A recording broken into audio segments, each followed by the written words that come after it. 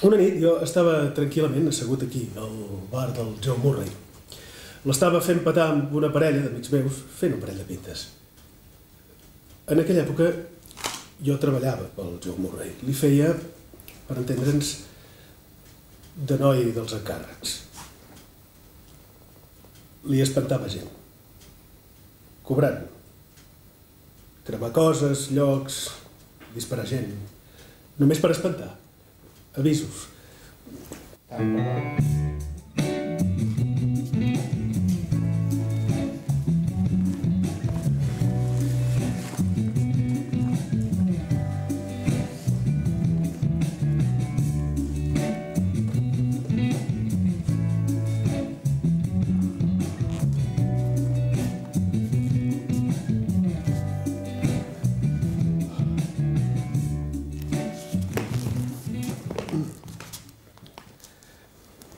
Aquella nit, després de tancar el bar, vaig fer unes quantes pintes més amb el Joe Murray i amb el Vinnie Rourke, un fill de puta dels de tota la vida.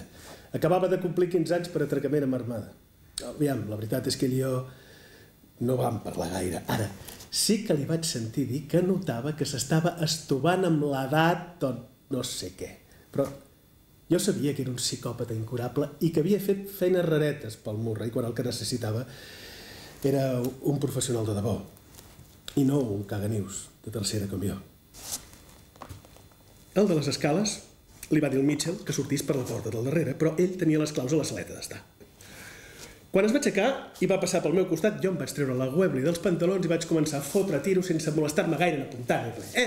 Vaig tocar el tio que tenia davant aquí el maluc, em va caure a sobre, em va fer anar la pistola per terra i aleshores, naturalment, el de les escales va començar fent el rifle. Pam, pam, va tocar la paret, va fer saltar la marc de la porta de la cuina abans d'encertar de ple, per accident, clar, en el pobre Mitchell que passava per allà. I aleshores va passar una cosa.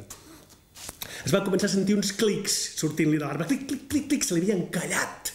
Un cartutxo buit li havia quedat encallat a la recambra i el paio provava d'expulsar-lo fotent anar a la corredora amunt i avall, amunt i avall. Jo estava allà de genolls i vaig agafar la retallada de la tauleta. No vaig veure com finalment el cartutxo buit li sortia volant del rifle i com el paio cardava un tret per accident a la barana de l'escala. Jo vaig apuntar cap allà i sense estar en absolut segur d'haver premut el gallet, allò va fotre un tret assordador, no? Tot el cos li va fotre com una sotragada, fer un parell de passes enrere, va acabar caient de cul i quedat assegut contra la porta del lavabo, mort.